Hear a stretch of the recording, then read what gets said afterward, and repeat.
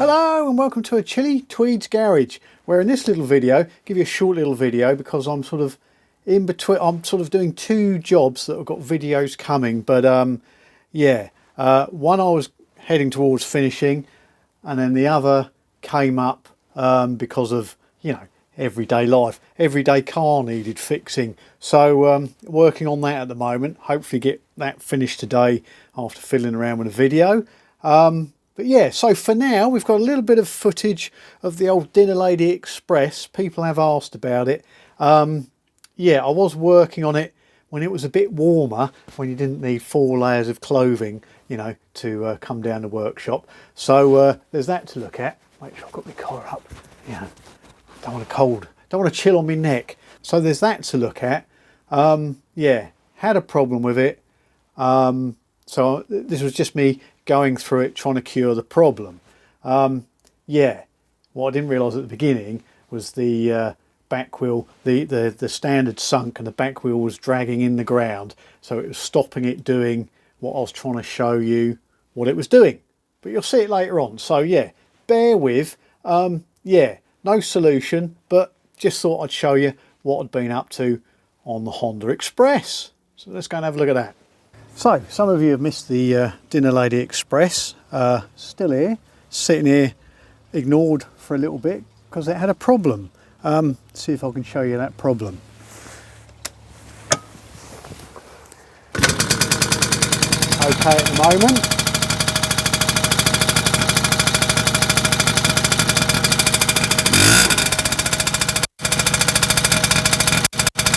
Just behaving itself now. What it was doing,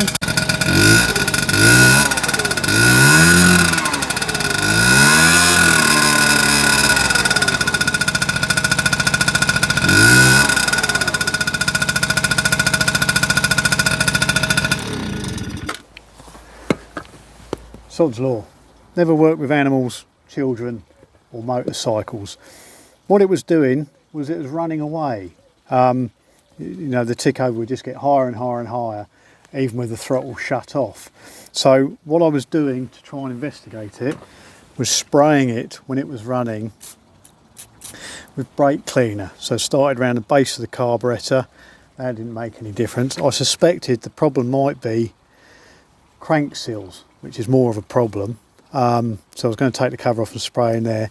But I found eventually when I sprayed up around here,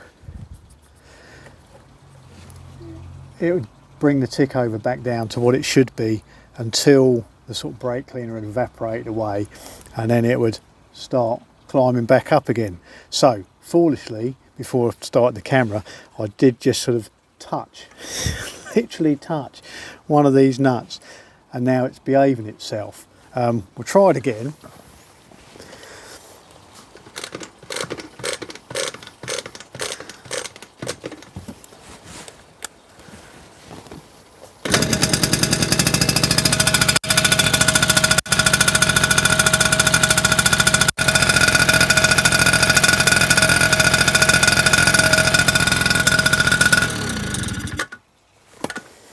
No, all okay now, but what happened was when I sprayed around this joint here, it did bring the engine speed back down. So I suspect what I'll do is investigate this joint. It's just a rubber O-ring. We might put a bit of sealant on it as well, because there's probably a bit of distortion. I think I did machine the distortion off of the carburetor, but yeah, it's a problem with these, and we'll see if that cures it. Well, it has cured it. But we'll just make sure we don't come back again. Okay, let's just undo the carb mounting bolts.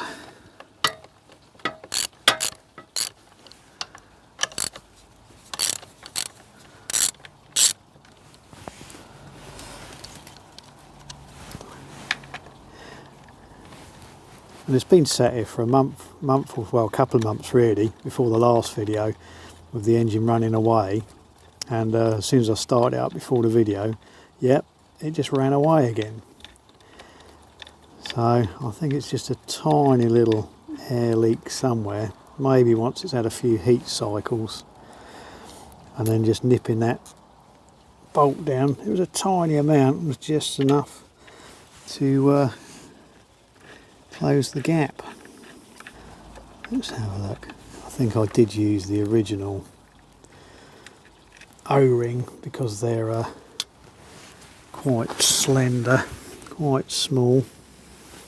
What's around there? It smells more like petrol, but it's wet on the faces of the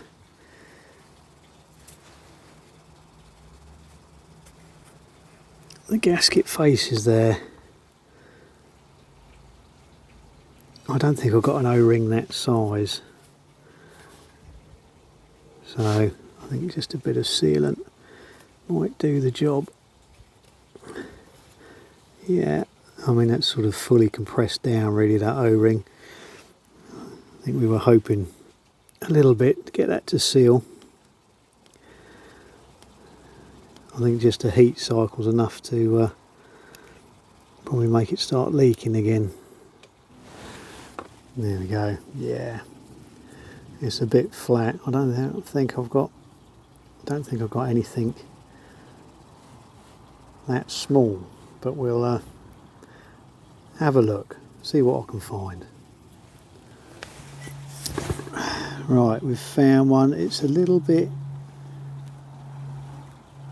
smaller and a little bit fatter, but there is a bit of give in these O-rings, so we'll see if that'll sit in there. I reckon that'll do the job. If not, we'll have to resort to sealant. Right, he fell off the tripod, but I managed to sort of squidge it into sort of 3 of the clamps and then squash it against the face to get it to pop into the location groove, and then we just need to nip that up and give it a go.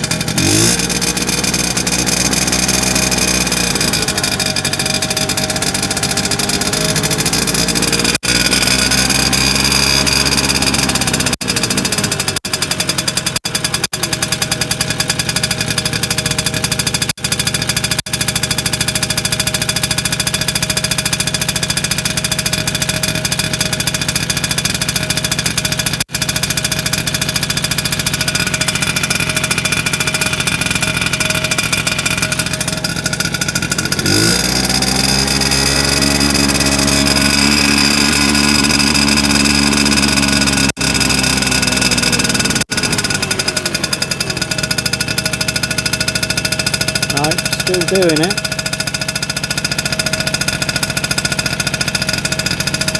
Just that the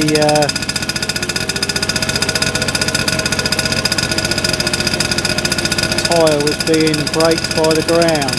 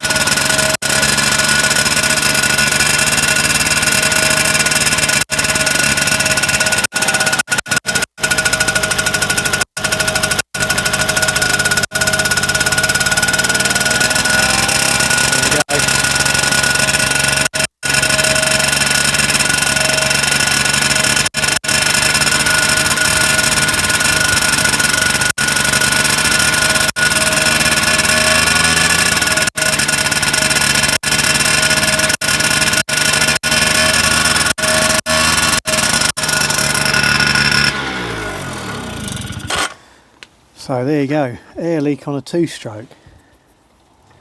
So I'm sure the leak is around here somewhere and it's not sucking the vapours in through the intake here and changing the combustion. So yeah, bit of an issue to sort out. I'll have a fiddle with it. So that's the situation as it is now. Starts easily, but then the revs build up and it just sort of starts running away with itself. I changed the, made that new gasket, which was for the manifold where it bolts to the crankcase. That didn't make any difference. I was sort of suspecting whether the brake cleaner vapours were getting sucked up into the air inlet. Not too sure, but could be crank seals, because if you remember back, there was a lot of crusty rust sort of hanging around in the crankcases. I cleaned it all out, but there's a possibility that the shafts where they are around the seals were rusty and have torn the seals up. That's another possibility, but it starts really easy, so you know, crank seals, maybe they're still all right. So yeah, don't know how to go about finding that. Was looking at those little portable smoke machines, you know, or you can pressurise the crankcase and you know, spray a leak detector foam liquid around to try and find the leak, but then you have to sort of, you know, take the exhaust off and bung it up and, you know, make sure the pressure doesn't escape in the crankcases to find it.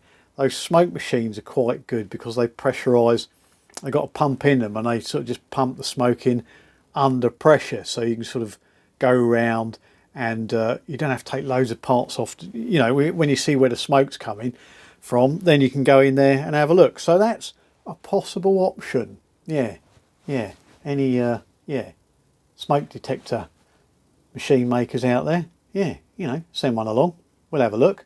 Yeah, so that was that. So other things I've been up to, been out of the workshop. Yes, dragged myself out of the workshop, took Mrs. Tweed away for a few days at a spa hotel for a nice couple of days away, which was all very nice. And whilst we were down that area, down in Warminster, popped along to CALNE, to the ATWELL-WILSON Motor Museum. Worth a look if you haven't seen it. It's a nice little museum if you want to make a trip of it. You've also got a sort of a huge sort of burial mound, sort of not far away, just outside Avebury. You've got the stones at Avebury. If anybody's interested in sort of, you know, old sort of monolithic stones, and you can wander around them because English Heritage don't charge you for the privilege yet. So yeah, you can pop along and see that. And apparently it's the most popular place for sightings of UFOs in the UK. Who knew? Anyway, so the museum, back to the museum. Lovely little motor museum, you know, not overwhelming, just the right size, you know, sort of a couple of hours pottering around looking at the cars.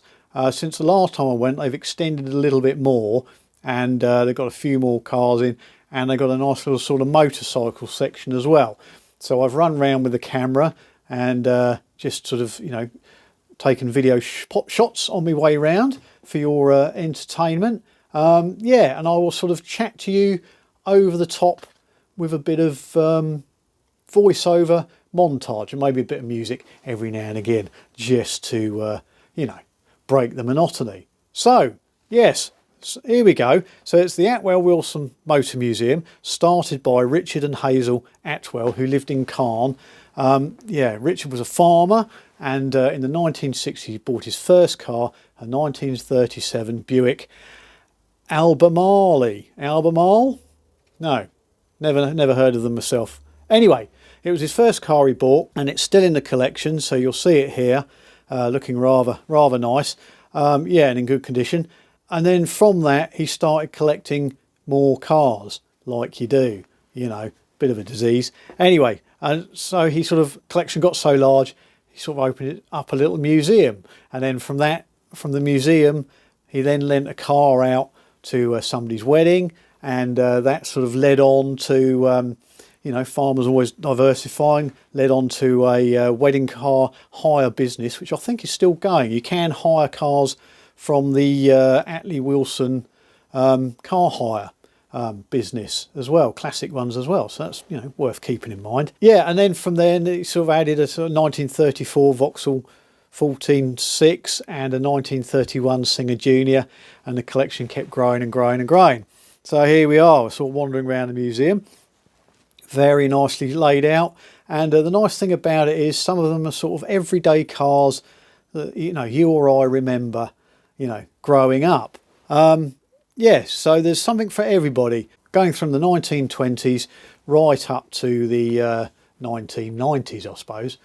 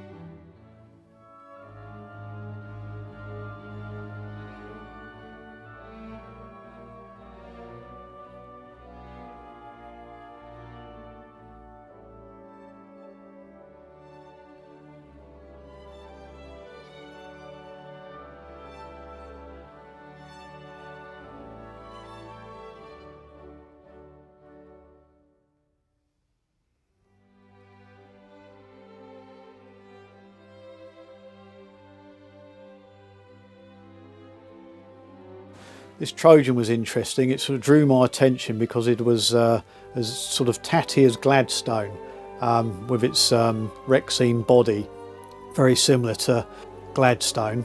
And the museum guide allowed me to sort of just open the door and have a look inside and just sort of show you the transmission configuration. An interesting little car, four cylinder, 2-stroke, but I think work very much like Pooch's of the time, where one piston acted more like a supercharger than an actual compression piston. It was just used to sort of pump air. But yeah, sort of popular little car of the time. They were very reasonably priced and quite common, but you still see them occasionally. Guys do trial them at the Vintage Sports Car Club trials. You occasionally see the odd little Trojan putt-putting around. Yeah, an interesting car. And then this nice little garage scene set up, a couple of cars in it, and all the paraphernalia of the era with you know, your sort of petrol and oil cans, and then your little workshop with all your tools in there to look at. So all nicely done.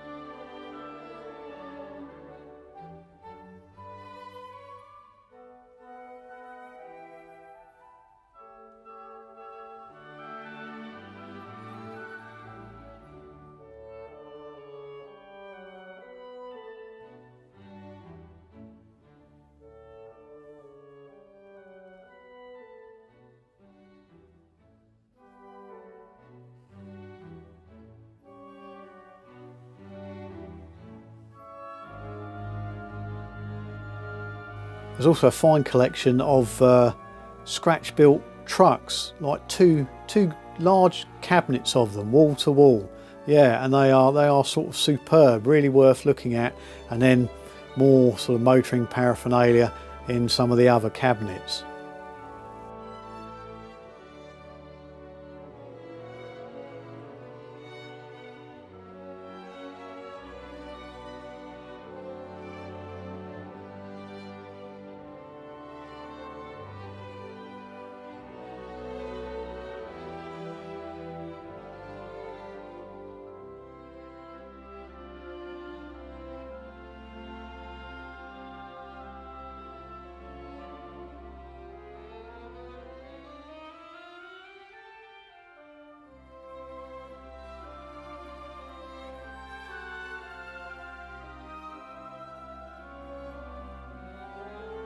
And over in this corner we have a ISO Polski Fiat, yeah, which were quite common at the time, and this one's absolutely sort of immaculate. Most of them sort of rusted away, and it was donated to the museum by a chap who ran a dealership, so it's obviously something that he had in his garage, and he donated it to the museum. So yeah, a rare survivor. But then also he had two very nice of the era GT cars, so this sort of lovely Toyota Celica ST2000. I always thought these were, yeah, they looked really nice at the time. Always had sort of nice plush interiors, very sort of, you know, racy looking, and quite rakish. Yeah, you don't see, you know, not many of them survive the old rust bug, so it's nice to see this one, and it's pretty immaculate. And then behind that is the Opel Manta, the sort of last hurrah of Opel, I think, before they were sort of swallowed up into the General Motors umbrella, you know, and everything after that became sort of just you know, rebadged Vauxhall Cavaliers and Chevettes and that kind of thing. So yeah, really nice condition in the metallic blue. They always look nice, and yeah, still a good looking car nowadays. And over the back, sitting over the back, is a very nice Saab 99 in that sort of 70s brown colour, sort of nondescript brown, but looking wonderful nevertheless. And we've got a couple of Formula One cars sitting here.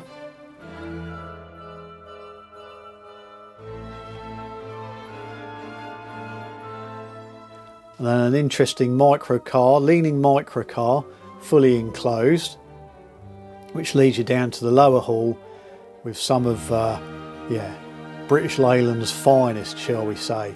We've got all sorts here.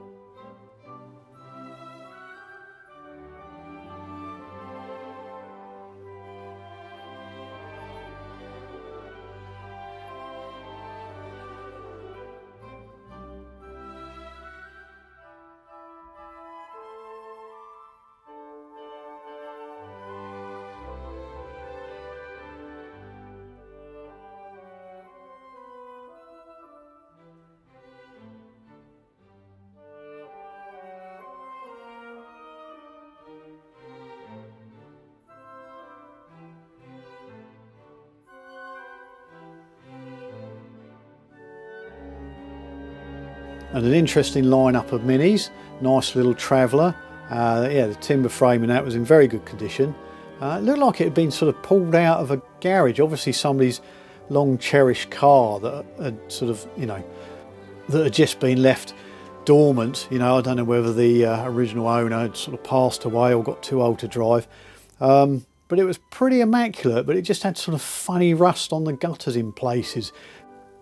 And then in the lineup of Minis is Alex Issigonis's own personal transport. It was one of his sort of development minis that he had for sort of 17 years there, running around in it. And you just look at it and think, you know, it's one of those things, you know, another missed opportunity by British Leyland. It's sort of, you know, more or less like a Polo really, Volkswagen Polo, with its, you know, overhead cam engine, automatic gearbox, and it had aluminium wings and bonnet to lighten it up a bit, and McPherson struts on the front. Yeah, so that's there at the collection. It's a very interesting thing to see. It looks like a Mini on the inside, but when you look outside and under the bonnet, yeah, totally different. A picture of what could have been.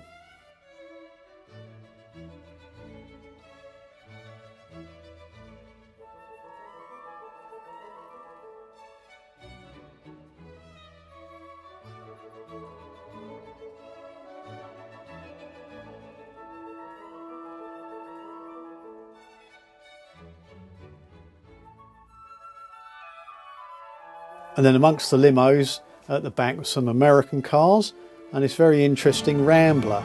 Yeah, absolutely immaculate. Don't know much about them, not sure who was responsible for them, but yeah, interesting styling. Yeah, they sort of shoved a bit of everything in there, but yeah, I quite like it. It's a bit different.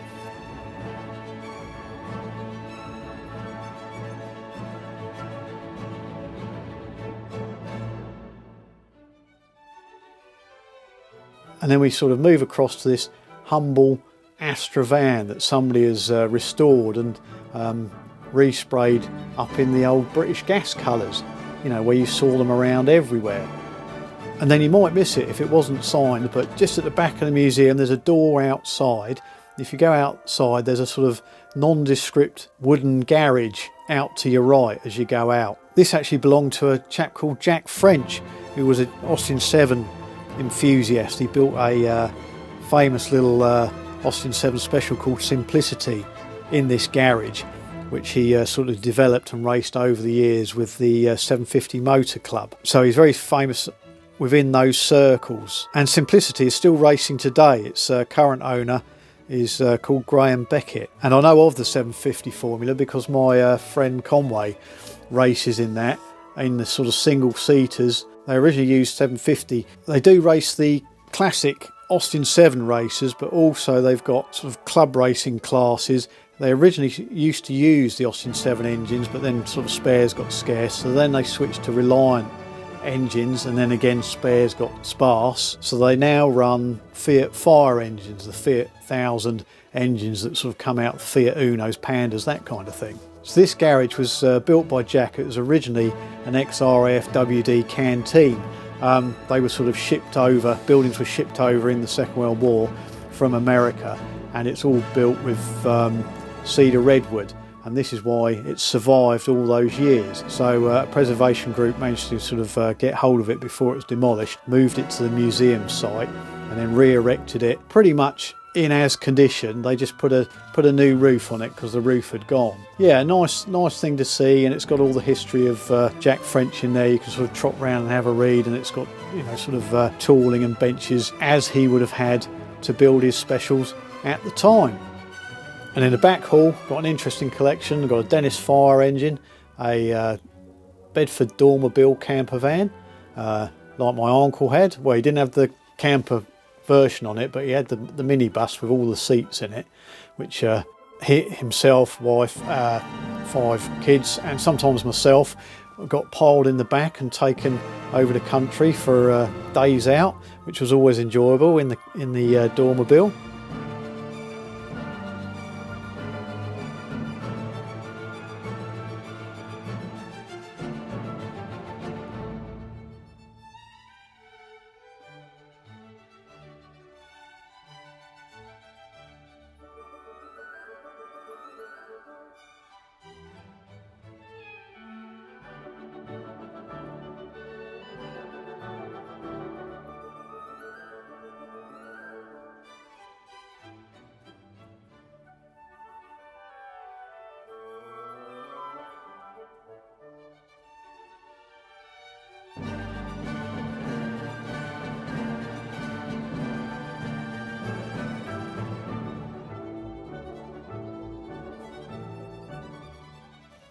And this interesting electric pull along milk float that must have done the rounds locally at some time.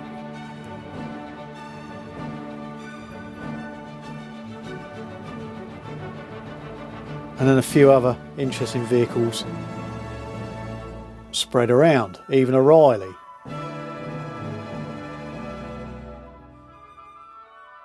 And in the motorcycle section, we've got a nice little collection here. All the popular models, but an abundance of aerials because they had donated an aerial collection from a chap. I think he'd sort of passed away and left them to the museum, but he had 4 aerial square 4s of all the periods. I must admit, personally, I like the very early ones, the sort of rigid frame style. But yeah, 4 of them there, and then they had one on the other side attached to a sidecar. And the chap at the museum said, it's nice to have them, but I think we've got too many. So you never know, might be some aerial square 4s come on the market.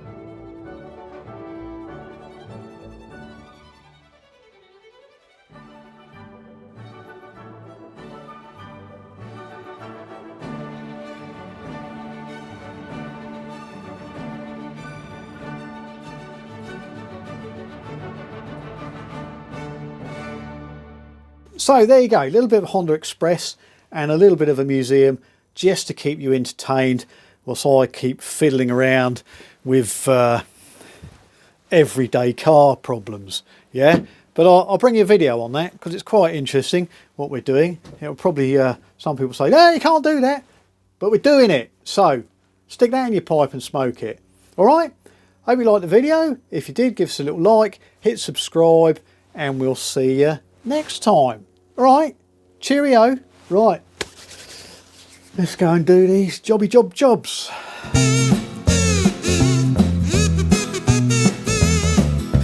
Hello. Oh, frog in the throat. Hello and welcome to a Twilly to CALNE in Wiltshire, where it's the ATWELL